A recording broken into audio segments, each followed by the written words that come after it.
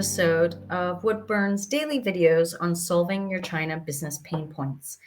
My name is Christina Kohler-Colucci. I'm the head of business advisory at Woodburn Accountants and Advisors.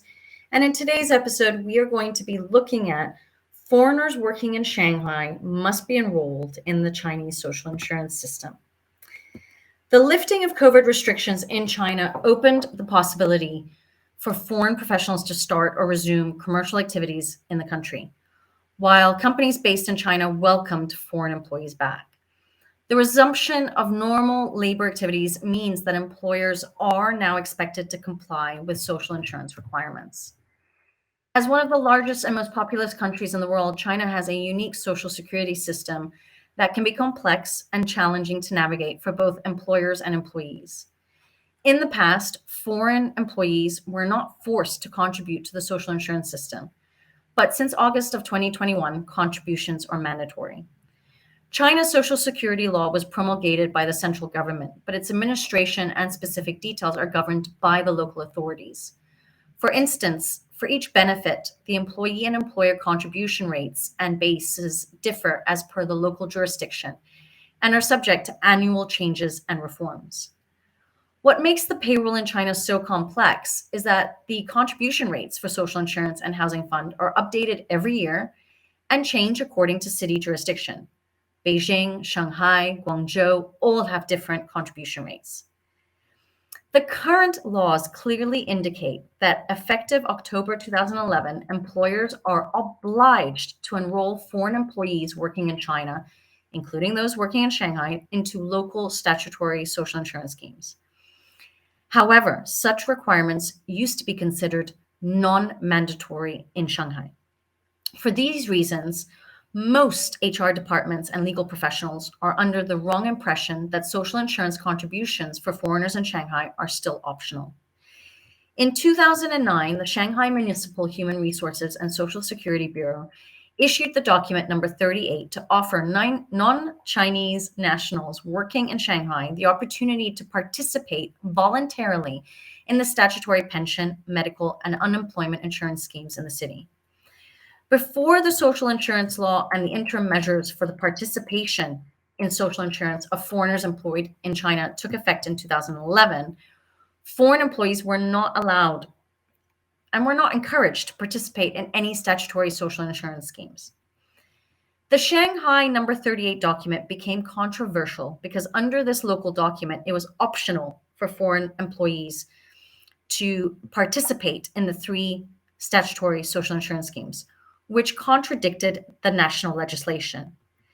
However, this document was confirmed by the Shanghai authorities in 2016 and continued to be applicable until August 15, 2021. Since that date, more employers in Shanghai have started to register their employees and make the necessary payments. According to local authorities, employers in Shanghai that have yet to pay social insurance for their foreign employees risk potential legal issues, such as being requested by the foreign employees to make back payments, paying late fees, or being liable for the social benefits that the employees would have otherwise enjoyed. A foreign employee may terminate his or her employment and claim statutory severance pay on the grounds that the employer failed to pay social insurance for him or her.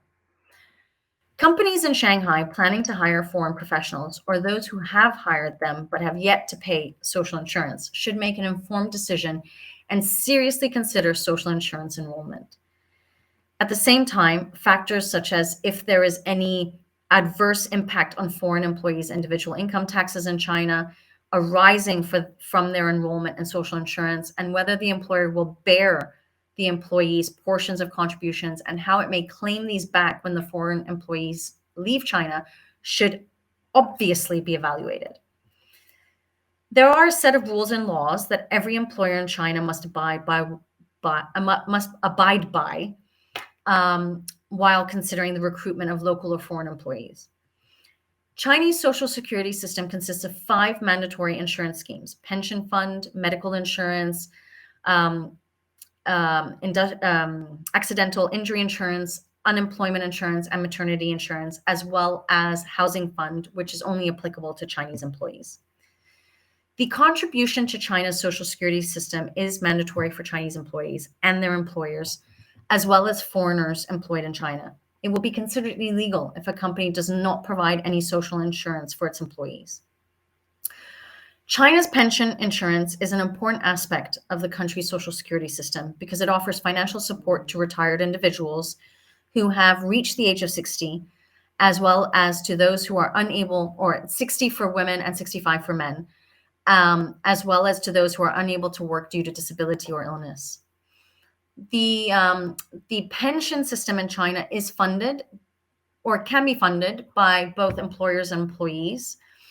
There can also be regulations where only the employee contributes the full amount throughout an individual's working life. The basic pension scheme in China, the basic pension scheme in China is divided into two parts: the enterprise annuity scheme and the social security scheme. The enterprise annuity scheme is a supplementary pension scheme that is voluntary for employers and employees to participate. However, I will mention that you can't just do it for one employee. You as an employer have to decide whether you're going to do it for everybody or not at all. The Social Security scheme, on the other hand, is mandatory and provides basic protection to all eligible individuals. The Social Security scheme is further divided into the 5 parts: pension, medical, unemployment, work injury, and maternity. The pension insurance component provides a monthly pension to eligible individuals who have contributed to the scheme for a certain number of years. The amount of the pension is based on the individual's average monthly salary and the number of years they have contributed. In recent years, China has been facing a demographic shift as its population ages. This has put pressure on the country's pension system, with concerns about its long-term sustainability. The government, in order to address these concerns, has introduced reforms to the pension system, such as increasing the retirement age, which, as I mentioned, is now 60, 65, and encouraging more people to participate in the annuity scheme. In general, individuals need to pay at least 15 years of contributions prior to receiving their pension in China. Some industries have different retirement ages, but mainly men are 65 and women are 60 years.